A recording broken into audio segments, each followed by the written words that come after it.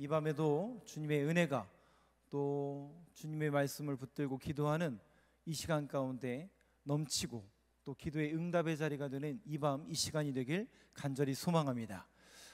저희가 다니엘서를 이번 주에 읽었는데요, 오늘 다니엘의 기도의 내용을 여러분들과 함께 이렇게 다니엘서를 통해서 보면서 우리의 기도를 한번 조금 점검해 봤으면 좋겠습니다. 다니엘은 여러분 잘 아시는 것처럼 기도의 사람이었고, 기도의 내용이나 분량 또 그 모든 것을 말한다면 다니엘만큼 모범적인 분이 없는 것 같습니다. 샘플로 따진다면 기도라는 그 툴을 통해서, 그렇다면 다니엘의 기도가 오늘 이 시대 속에서 우리의 기도와는 어떤 또 모습이 보여지는가, 또 우리의 모습과 어떤 다른 점이 있는가, 또 그리고 우리가 이 밤에 어떤 기도의 제목을 가지고 다니엘의 모습을 보면서 기도의 제목을 삼아야 될까, 한번 그 부분에 초점을 맞춰서 여러분들과 함께 말씀을 나누어 보도록 하겠습니다. 먼저 다니엘서 6장 10절을 한번 보여주시죠. 다니엘이 기도했던 가장 유명한 장면입니다. 여러분 잘 아시는 그 내용일 텐데요, 한번 같이 읽겠습니다. 시작.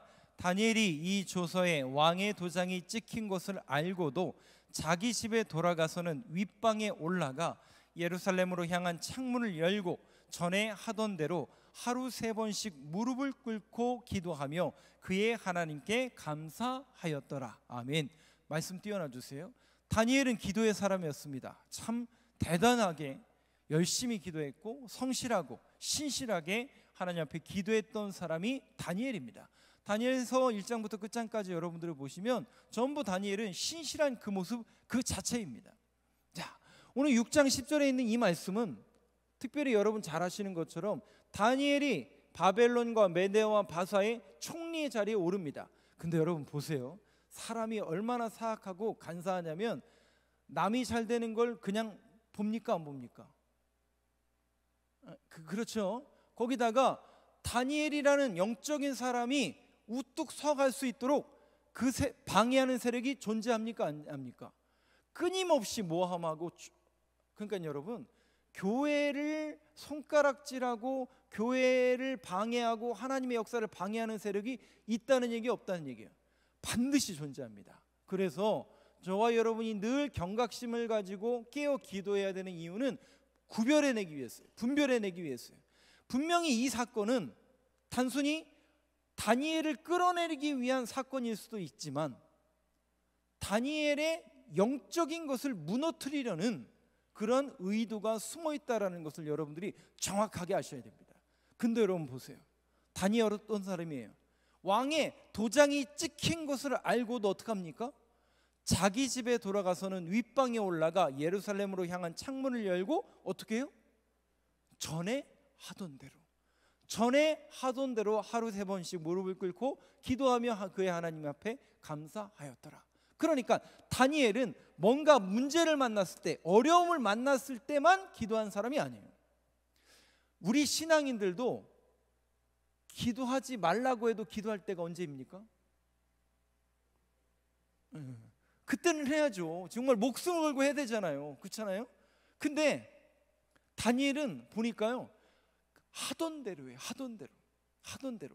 그리고 본인이 지금 그렇게 기도하면 안 되는 상황임에도 불구하고 하던 대로, 전에 하던 대로. 그래서 정말 이게 필요한 것 같아요. 왜? 우리가 새벽 예배라든지 금요 심야 기도회, 그러니까 어떤 툴이잖아요. 예배라는 툴이고 기도회라는 목적이 있잖아요.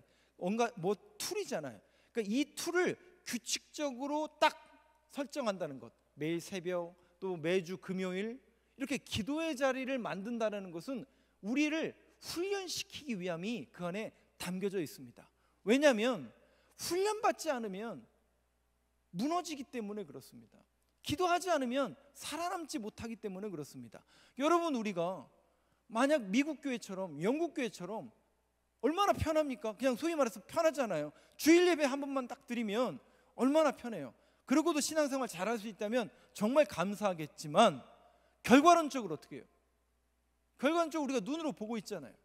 미국 교회가, 영국 교회가 든든히 서가던가요? 든든히 서간다면야 우리도 돈 받아야 되겠지만 그러지 못하고 있는 게 현실이잖아요. 그렇다면 한국교회의 새벽예배, 금요기도회라는 이 툴을 통해서 우리가 뜻을 정하고 뭐 하는 거예요? 전에 하던 대로. 그래서 제가 이제 매일 이렇게 예배를 드리고 또 주일 예배, 그러니까 주일 예배는 뭐 일부 예배 나오시는 분들은 조금 인원이 적으니까 제가 딱 보면 여기서부터 이렇게 스캔을 하면 대충 알까요, 모를까요? 거기 앉아야 될 분이 없는 거죠. 그러면 그런 거죠. 근데 이제 2부는 조금 많으니까 어렵죠. 뭐 오후 예배나. 근데 이제 새벽 예배나 금요 심야 예배 나오신 분들은 바운더리가 딱 이거잖아요. 여기서부터 이렇게 딱 이잖아요. 그래서 딱 보면 알죠. 누가 빠졌는지 알죠. 그러면 뭔가 근데 정말 은혜가 뭐냐면 전에 하던 대로라고 고백하고 있는 이 다니엘처럼 항상 우리가 그 전에 하던 그 자리에 나아가는 것 그 자체가 여러분 복 아닙니까? 어떤 분에게는요 그 자리에 나아가고 싶지만 육신이 아파서 여러 가지 문제로, 여러분 이종택 원사님 아시잖아요. 아시죠? 그분의 소원이 뭔지 아세요? 여기 와서 예배드리고, 모르겠습니다. 이제 아시는 분은 아시겠지만 그분의 소원 자체가 우리 교회에 와서 예배 한 번 드리는 게 소원이시라고 하더라고요. 어떤 이들에게는 그 자리가 소원의 자리가 있을 수 있어요. 근데 우리는 너무 무덤덤하게 맨날 그 자리를, 근데 여러분 그게 진짜 복이라니까요. 내가 그 자리에 매일같이 앉아있는 것, 그게 진짜 복이고, 전에 하던 대로 꾸준히 신실하게 건강하니까 그게 되는 겁니다. 여러분 실상은 우리들의 삶 속에 여러 가지 어려움이 있지만 그걸 이겨나고 나가기 때문에 그 자리에 있을 수 있는 겁니다. 그래서 옆에 분들에게 빨리 알려주세요. 당신의 자리가 복된 자리입니다. 한번 알려주세요. 여러분 믿으십니까? 네, 그렇습니다. 우리가 있는 그 자리가 정말 복된 자리입니다. 그래서 그 자리를 사수한다라는 것, 꾸준히 전에 하던 대로 신앙생활한다라는 것 여간 어려운 일 아닙니다. 뭘 나는 매일 하는데 그렇게 되지 않는다니까요. 그렇게 쉽게 놔두지 않는다니까요. 여러분들 그렇게 잘 하도록 절대 그렇지 않다니까요. 깨어 기도해야 되고 늘 그 부분에 우리가 경각심을 갖고 있어야 됩니다. 다니엘의 기도는 항상 전에 하던 대로, 저와 여러분이 늘 전에 하던 대로 우리 신앙생활을 꾸준히 신실하게 하나님 앞에 기도할 수 있는 그런 믿음의 자리, 그렇게 사모하는 믿음의 고백으로 나아가는 저와 여러분이 되시길 간절히 소망합니다. 자, 근데 이것은 저가 추구하는 목회 비전하고는 조금 안 맞아요. 그러니까 뭐냐면 열심히 하는 건 좋은데 이거는 조금 인본주의적인 생각이 굉장히 강하잖아요. 그러니까 모든 원동력과 근거가 우리 쪽에 조금 있잖아요. 근데 다니엘이 전에 하던 대로라는 이 말씀 속에는 굉장한 신학이 하나 감춰져 있는데, 그게 뭐냐면 다니엘이 그렇게 할 수 있었던 원동력과 근거는 다니엘을 항상 어디에서 찾냐면 성경 말씀에서 찾습니다. 그게 오늘 9장 1절과 2절에 있는 말씀이에요. 오늘 말씀 한번 띄워주세요. 9장 1절과 2절 말씀, 다니엘서 9장 1절 2절 말씀. 여기 보니까 이렇게 써져 있습니다. 메도 족속 아하수에로의 아들 다리오가 갈대아 나라 왕으로 세움을 받던 천해. 근데 이게 잘 보시면요, 아까 6장 10절과 9장 1절의 배경이 같아요. 그러니까 이게 전에도 말씀드렸지만, 새벽에도 말씀드렸지만 6장이 9장 앞에 와야 맞습니다. 시간의 순서상으로는 이게 시간의 순서로 되어 있지 않고 내용의 순서로 되어 있다 보니까 이게 왔다 갔다 하는 거죠. 그런데 다니엘서 6장과 9장은 정확하게 그때가 언제이냐면 메데라는 나라의 아하수에로의 아들 다리오가 즉위했을 때예요. 그러면 이때 다니엘이 몇 살 정도 됐을까요? 그거는 네가 알려줘. 제가 알려드릴게요. 80세 정도 됐습니다. 이해가 안 되시지만 80세 정도 됐어요.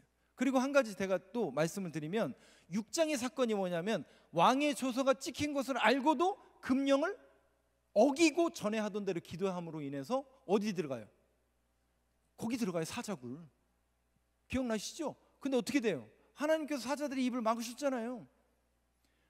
그때가 몇 살일까요? 80세라고요. 80세. 근데 전부 그 렘브란트의 그림인가요? 사자의 입을 봉한 다니엘의 기도 보면 소년 다니엘로 나오잖아요. 죄송합니다. 그거는 그 상상, 작가의 상상이에요. 80세, 80세. 왜냐하면 BC 605년, 606년에 끌려가니까 다니엘이 그때가 15살이거든요. 그러면 이때는 BC 540년 정도 돼요. 그러면 연수가 거의 80세가 딱 된단 말이죠. 그러면 다니엘이 그 노년의 몸에도 불구하고 뭐 한 거예요? 전에 하던 대로 꾸준하고 신실하게. 이 다니엘은 정말 대단한 사람입니다. 그리고 이 다니엘이 그렇게 할 수 있었던 원동력과 근거를 저는 2절에서 찾고 싶은데요. 이렇게 써져 있습니다. 곧 그 통치 원년에, 다리오가 다스리던 원년에 나 다니엘이 뭘 통해서? 그럼 이 책이 무슨 책일까요? 우리가 보통 말하는 성경이에요. 하나님의 말씀, 즉 예레미야를 통해서 주신 그 성경책을 붙든 거예요. 여호와께서 말씀으로 선지자 예레미야에게 알려주신 그 연수를 깨닫나니, 아하, 하나님의 말씀을 듣다가 그 하나님의 말씀을 통해서 연수를 깨달은 거예요. 그리고 그 하나님의 말씀을 붙들며 기도했던 사람이 바로 다니엘이었습니다. 사랑하는 성도 여러분, 저와 여러분들이 기도할 때 항상 근거가 되고 기초가 되어야 되는 건 뭐냐면 말씀이 들어와야 돼요. 그리고 말씀을 붙잡고 기도해야 됩니다. 죄송하지만 이게 순서가 바뀐다든지 말씀보다 기도가 너무 중요시 여겨지면 기준이 흔들려 버려요. 그래서 이거 제가 언젠가 말씀드렸잖아요. 어떤 분은요, 주여 주여 아버지 아버지 하다가 한 30분 그것만 하다 가신 분도 있어요. 가끔 뭐 그럴 수도 있죠. 근데 죄송하지만 그렇게 기도하고 가시면, 저도 그렇게 기도해봤고 여러분들도 기도해 보셨을 거예요. 말씀이 기준이 되지 않고 말씀이 들은 게 없이 그냥 내 연민과 내 문제만 가지고 이렇게 기도하다 돌아가면요, 죄송합니다, 자기 연민에 빠지는 경우가 종종 있습니다. 왜냐하면 돌아왔는데 해결된 건 아무것도 없거든요. 바뀐 건 아무것도 없거든요. 그러면 하는 게 뭐냐면, 기도해도 별거 없네, 어차피 안 되는 거. 결국 자기 연민에 빠지는 경우가 종종 있습니다. 그런데 하나님께서 근거를 주시는 거죠. 말씀을 주시는 거죠. 그리고 그 들은 말씀을 붙잡고 기도하다 보면 두 가지 은혜를 경험하게 됩니다. 그 말씀이 내게 신뢰가 다가오죠. 그리고 두 번째는 뭐냐면 하나님의 뜻을 점점 알아가게 됩니다. 그래서 어느 순간부터 기도가 변하게 되는데, 그게 오늘 말씀의 결론입니다. 자, 말씀의 기초가 돼야 되고 말씀을 붙드는 기도. 오늘 이 밤에도 저와 여러분이 그러한 기도의 제목과 그렇게 말씀을 붙들고 기도하는 저와 여러분이 되시길 간절히 소망합니다. 25장, 예레미야서 25장 11절 13절 한번 보여주세요. 다니엘이 이걸 찾아낸 거예요. 예레미야서에 이 말씀을 붙든 겁니다. 11절부터 13절 저하고 한 절씩 교독하겠습니다. 이 모든 땅이 폐허가 되어 놀랄 일이 될 것이며 이 민족들은 70년 동안 바벨론의 왕을 섬기리라. 여호와의 말씀이니라. 70년이 끝나면 내가 바벨론의 왕과 그의 나라와 갈다인의 땅을 그 죄악으로 말미암아 벌하여 영원히 폐허가 되게 하되, 내가 그 땅을 향하여 선언한 바 곧 예레미야가 모든 민족을 향하여 예언하고 이 책에 기록한 나의 모든 말을 그 땅에 임하게 하리라. 이미 70년 전에 예레미야의 입을 통해서 예레미야서를 쓰게 하셨어요. 그리고 그것이 지금 누구 손에 들려 있냐면 다니엘의 손에 들려 있는 거예요. 그래서 두 가지에 대한 확신을 갖게 되죠. 아하, 하나님께서 약속하신 70년의 연수가 지났구나. 두 번째, 그 우리를 괴롭혔고 우리를 포로로 끌고 갔던 바벨론도 결국 망하는구나 라는 그 사실을 깨달으며 역사의 주인이시오, 역사의 주관자가 되시는 하나님을 소망하며 뭐 했다는 얘기예요? 기도했다는 얘기입니다. 사랑하는 성도 여러분, 항상 하나님의 말씀이 근거가 되고 그 말씀을 통해서 아하, 우리의 인생 속에, 내 인생 속에 나는 그냥 내 것만 구하고 그냥 자기 연면에만 빠지는 그런 모습이고 나약한 모습인데, 하나님은 살아계시는구나, 하나님은 성경을 통해서 말씀하고 계시고 지금도 우리에게 함께 하시는구나라는 그 약속과 소망의 메시지를 붙들며 기도할 수 있는 저와 여러분이 되시길 간절히 소망합니다. 그거를 깨달아야 된다는 것이죠. 자, 근데 여러분들이 요 부분 속에서 한 가지 잊지 말고 간과하지 말아야 될 부분이 뭐냐면 오늘 본문 9장 3절 한번 보여주세요. 자, 그 하나님의 역사의 주관자시오 하나님께서 이 모든 것을 깨닫게 해주셨다라는 그 소망이 그 안에 있는데 그 말씀을 읽다가 그 소망이 생겨서 기도했는데 3절 한번 보시면 다니엘의 기도가 어떤 방향으로 흘러가는지 한번 보시죠. 한번 저하고 같이 읽겠습니다. 시작. 내가 금식하며 배 옷을 입고 재를 덮어 쓰고 주 하나님께 기도하며 간구하기를 결심하고. 뉘앙스가 좀 어떤 것 같습니까? 예를 들어볼게요, 여러분.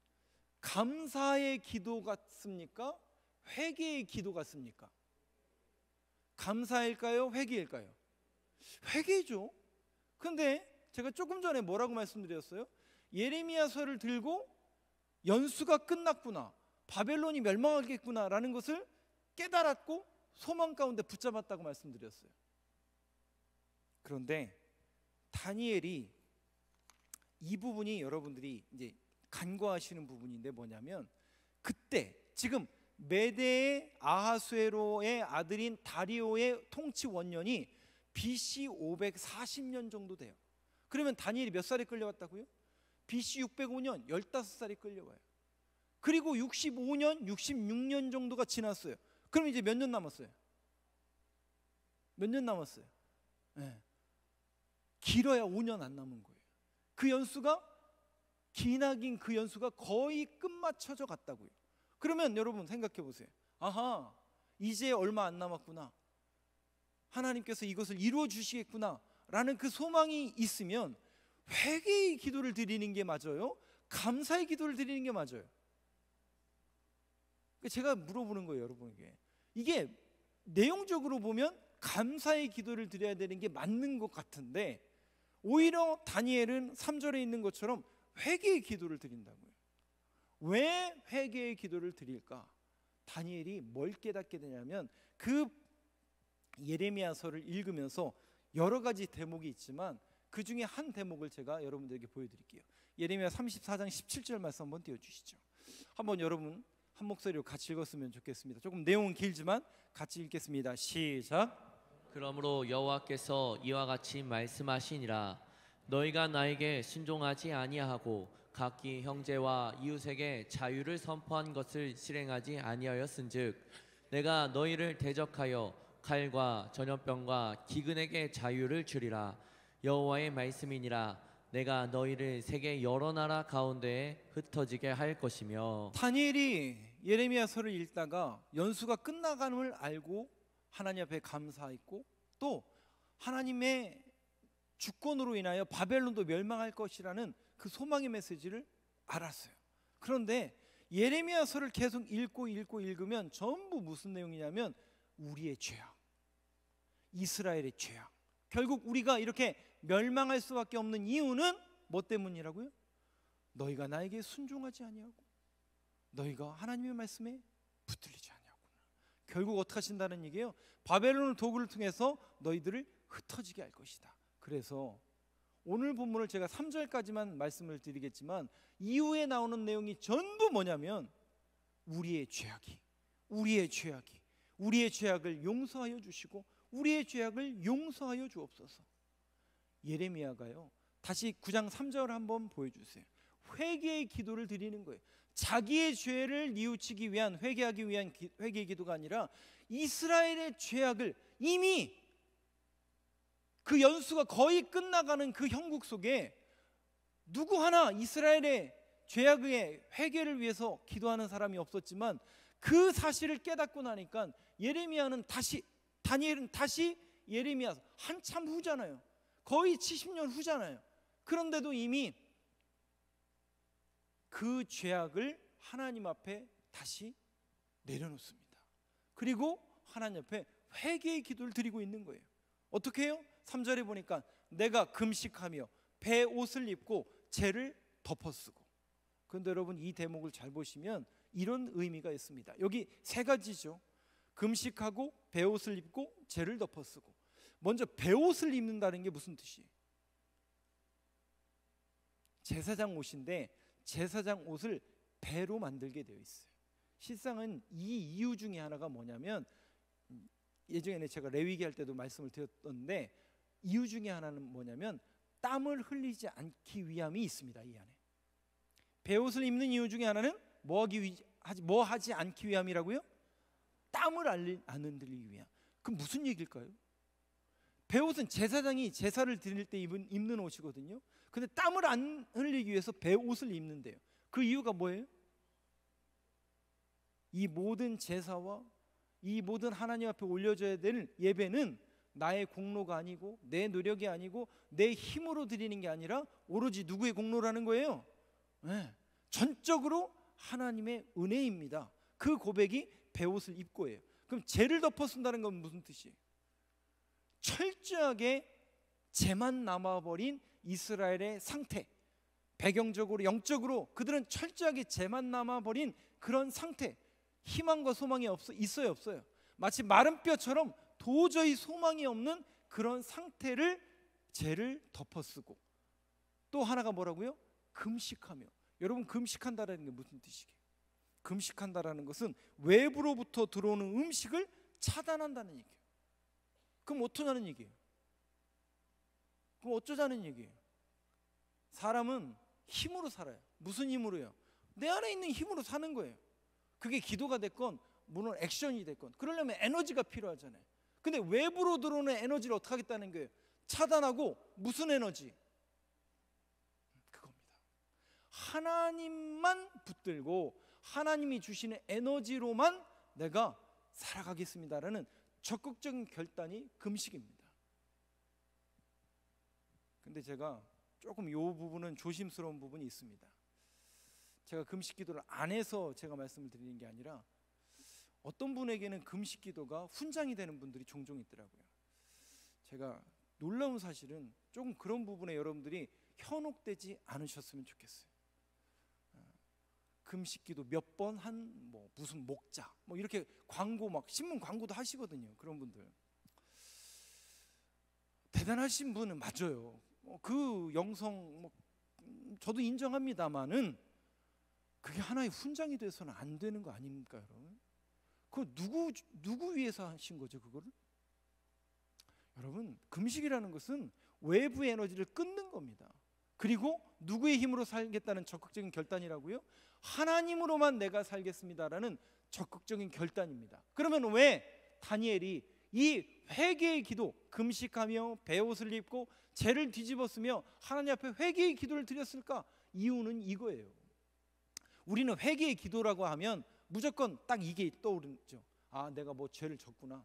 아, 이스라엘이 엄청나게 큰 잘못을 했구나. 맞아요. 그래서 회개의 기도에 드리는 거 맞아요. 많은 회개의 기도 속에는 금식, 오늘 베옷, 죄를 덮어 쓰는 이거죠. 그 내용을 한번 보세요. 금식이란 하나님의 힘으로 살겠습니다라는 결단이라고요. 베옷을 입는다는 것은 우리에게는 아무런 공로가 없습니다. 그런데 우리는 어떠해? 지금 상태가 죄처럼 도무지 살아날 능력이 마른 뼈처럼 전혀 없습니다. 그러니 하나님 앞에 회개하며 뭐 하는 거예요? 다시 나를 만나주시고 주님의 능력과 은혜를 저희들에게 공급하여 주옵소서라는 결단과 고백이 담겨져 있는 내용이 금식하며 베옷을 입고 죄를 뒤집어 쓰고 하나님 앞에 회개의 기도를 올려 드린 겁니다. 사랑하는 성도 여러분, 오늘도 저와 여러분이 무조건 회개해라, 무조건 이거 해라, 전 무조건이라는 건 없습니다. 그러나 오늘 다니엘의 모습을 보면서 우리가 결단할 건 결단해야 되고 내려놓을 건 내려놔야 되고 회개해야 될 게 있다면 다 내려놓고 부끄러워서 참아 누가 옆에서 들을까? 그러면 소리 작게 하셔요. 부끄럽잖아요. 옆에서 누가 들으면. 그렇지만 꼭 여러분들이 마음속으로라도 하나님 앞에 모든 것을 회개하시기 바랍니다.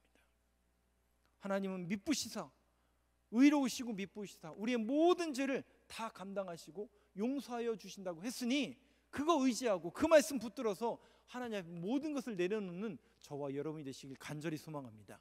그게 결단이고 그 회개가 실상은 하나님만 내가 바라보겠습니다, 전적으로 하나님만 의존하겠습니다라는 결단과 고백이 그 안에 담겨져 있다라는 것이죠.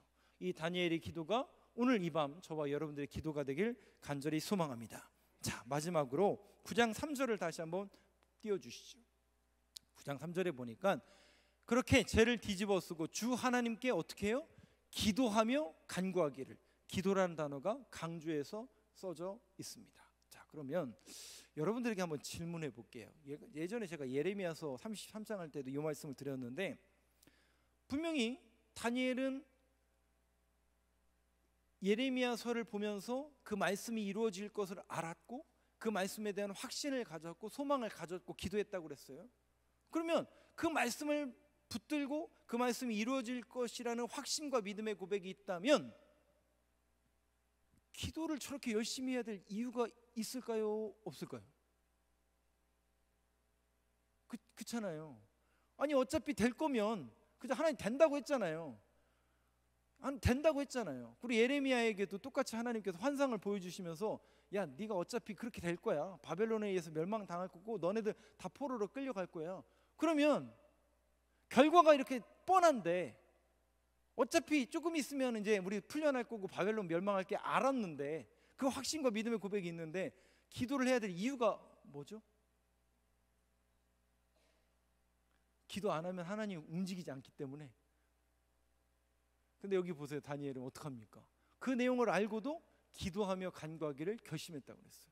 기도하고 또 기도하고 또 기도하고 또 기도했다는 얘기예요. 왜 이렇게 열심히 기도했을까? 제가 언젠가도 이 말씀에 대해서 예를 한번 들었는데, 이게 온전한 예는 아니기 때문에 여러분들이 조금 조심해서 들으시기 바랍니다. 이것도 저도 어떤 목사님의 설교를 통해서 제가 인용한 겁니다. A라는 집사님이 있어요. 예입니다. 예. 이런 일이 있었던 건 아니고 예예요. 예. A라는 집사님이 있어요. 그리고 여기에 B라는 집사님이 있어요. 근데 A라는 집사님과 B라는 집사님에게 똑같은 문제가 발생했어요. 무슨 문제가 발생했냐면 100만 원이 필요한 거예요. 예입니다. 예. 100만 원이 똑같이 필요해요. 근데 A라는 집사님은 정말 열심히 신실하게 기도하면서 응답을 받아요. 자, B라는 집사님이 있어요. 그분도 똑같이 100만 원이 필요한데, 이분은 인간관계도 좋고 그래서 열심히 사람들을 만나고 교인들 찾아가고 열심히 이렇게 빌려줄 수 있는 사람들을 해서 결국 빌렸어요. 그러면 A라는 집사님과 B라는 집사님의 문제가, 또 그 간구가 응답 받았어요, 안 받았어요?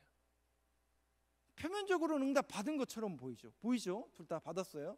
자, 받았는데 두 분의 차이는 어디에서 날까요? 똑같이 어려움을 당했는데 똑같은 문제가 해결받았어요. 응답 받았어요. 그런데 한 분은 열심히 기도해서 응답 받았고 한 분은 열심히 인간관계 잘해서 받았어요. 그럼 어떤 결과가 초래될까요? A라는 집사님은 기도의 맛을 알게 되었을까요? 모르게 됐을까요? 아는 거예요. 무조건 이거 된다, 그게 그 차원이 아니라, 아하, 내가 하나님 앞에 붙들리고 기도하고 신실하게 나아갔더니 하나님의 응답이 이루어지는구나 라고 하면서 기도에 대한 맛을 알아가요. 그리고 그의 신앙이 한큼 올라가요.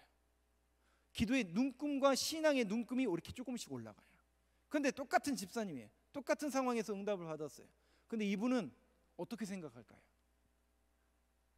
기도는 기도고 신앙생활은 신앙생활이고 교회는 교회고, 내가 교회는 다니지만 인간관계 잘하고, 아니 돈이 눈앞에 보여야 되는 거 아니고, 법보다 주먹이 원래 세상적인 원리로 가까운 건데 인간관계 잘하고 사람들하고 이렇게 원만한 대인관계 누리고 신뢰를 쌓아야 그런 문제를 잘 해결받지 않을까라고 생각하지 않을까요? 그분의 신앙생활이 한 눈금 올라갈까요? 똑같은 응답 속에서 한 분은 신앙의 눈금이 올라가는데 한 분은 신앙의 눈금이 올라가지 않아요. 자, 이거 제 얘기가 아니라 실상은 예전에 제가 저희 지방 목사님으로부터 들었던 이야기예요. 근데 그분이 그런 얘기를 하세요. 우리가 신앙이 더욱더 성숙하고 성장하려면 기도를 더 하게 되고 그 신앙의 눈금이 커지려면 신앙의 스토리가 있어야 된대요. 그 스토리가 뭘까? 여러분, 뭘까요? 그 스토리가 뭔가 내가 하나님한테 기뻤던 그 시절, 뭔가 찬양을, 예배를, 하나님 앞에 기도의 응답을, 그 감격과 감동이 내 안에 축적이 되어야, 그 신앙의 스토리가 쌓이고 쌓여야 내 신앙이 성장한다라는 것이죠. 그런데 그런 것 일절 없고 교회만 다니라. 여러분, 이게 맛이 들립니까 안 들립니까? 틀릴 수가 없죠. 그러다가 어떻게 지푸리 제쳐가지고 뭐 교회도 별것 없네, 세상과 똑같네, 뭐 인간관계, 뭐 세상이나 교회나 다 똑같네, 그것만 보이는 거죠. 그러다가 제풀에 다. 근데 여러분, 신앙의 맛을 알아버리고 기도의 맛을 알고, 아하, 하나님의 말씀이 이루어지고 응답되고, 이런 신앙의 눈금이 커가고 신앙의 스토리가 커가면 커갈수록 이렇게 되는 거죠. 너는 내게 부르짖으라. 그 기도하라는 얘기잖아요. 내가 내게 뭐 하겠고? 근데 여러분 보세요. 이 A 집사님이 응답 받았잖아요. 근데 응답 받은 게 클까요? 그 기도와 그 응답을 통해서 그가 신앙이 커가고 하나님에 대해서 더 알게 된 것이 더 큰 복일까요? 응답이 큰 복이에요? 알게 된 게 큰 복이에요? 여러분 동의하세요? 그거예요, 그거. 그러니까 이렇게 되는 거죠. 너는 내게 부르짖으라. 왜 하나님이 부르짖으라고 기도했냐면 내가 내게 응답하겠고, 응답하겠다. 그 다음이 뭐예요? 내가 알지 못하는 크고 은밀한 일을 내게 보여주리라. 아하, 그렇군요 주님. 나는 응답받는 걸로 끝나는 줄 알았는데 하나님의 일을 알아버렸군요. 하나님의 비밀을 알아버렸군요. 하나님이 나를 이렇게 사랑하시고 나를 기도의 자리로, 말씀을 듣는 자리로, 찬양의 자리로 부르시는 이유가 이거였군요 라는 그 눈금이 열릴까요 안 열릴까요? 열리기 시작한다니까요. 그거예요 여러분. 왜 다니엘이 기도하며 간구하며 그 일을 이뤄가기를 오늘 이렇게 기도하면서 나아갔을까? 바로 이겁니다. 우리의 신앙, 우리의 믿음의 고백이 더욱더 성장하고 커가길 하나님께서 원하신다는 거죠. 그래서 주님은 항상 기도의 사람들을 부르세요. 사도행전 2장에 제가 말씀드렸잖아요. 초대교회의 부흥의 시작은 기도에 힘쓰더라. 그 힘쓰더라는 뜻이 기도의 동역자들이 모였다라는 뜻이에요. 저는 저뿐만 아니라 함께 우리 교회를 위해서 기도의 동역자로 쓰임받길 간절히 소망합니다. 저뿐만 아니라 여러분들도. 여러분들이 우리 교회를 위해서 기도해 주시면 저와 같이 기도의 동역자가 되는 겁니다. 이것은 누구 하나의 일이 아니라 함께하는 겁니다. 사랑하는 성도 여러분, 오늘 이 밤에도 오늘 다니엘의 기도의 모습을 바라보면서 여러분들의 기도의 모습과 내용을 한번 좀 점검해 봤으면 좋겠고, 이 밤에도 기도하며 간구하며 결단했던 다니엘의 모습처럼 하나님, 오늘도 하나님 앞에 나왔습니다. 기도하는 자리 가운데로 나왔습니다. 내가 기도하고 그 주님을 바라보고 말씀에 붙들려서 내 신앙이 더욱더 성장하고 커가는 그런 신앙의 성숙자를 이룰 수 있도록 도와주시고, 신앙의 스토리가 쌓이는 이 밤, 이 시간이 될 수 있도록 우리의 모든 것을 주장하여 주시옵소서. 온통 온전히 하나님의 말씀과 은혜와 성령 충만함과 기도함으로 이 밤 저와 여러분들의 심령이 충만해지는, 그리하여 하나님을 만나며 하나님의 감격을 누리며 하나님과의 신앙의 스토리가 하나 더 생기는 이 밤 저와 여러분들의 고백의 자리가 되길 간절히 소망합니다. 우리 자리에서 일어나셔서 함께 힘차게 찬송하시고 기도하겠습니다. 아까 그 부른 찬송 있죠? 그 찬양 혹시 아세요 여러분? 원래 이게 역전되리라가 아니라 기도를 멈추지 말라는 찬양입니다. 이 찬양이 예전 찬양이고 시와 그림이 부른 찬양인데, 예전에 저와 같이 사역했던 박병철 목사님이 이 찬송을 부르려면 순교를 각오하라고 하더라고요. 그러니까 왜냐하면 이 내용이 그런 게 아니라 노래가 너무 어려워서 이 찬양을 부르려면 순교를 결단하고 부르라고 했는데 좀 키를 낮췄습니다. 여러분도 함께 이 찬양의 고백을 한번 올려드리면서 힘차게 찬양하고 또 기도하며 부르짖는 이 밤 저와 여러분들의 고백이 되길 간절히 소망합니다.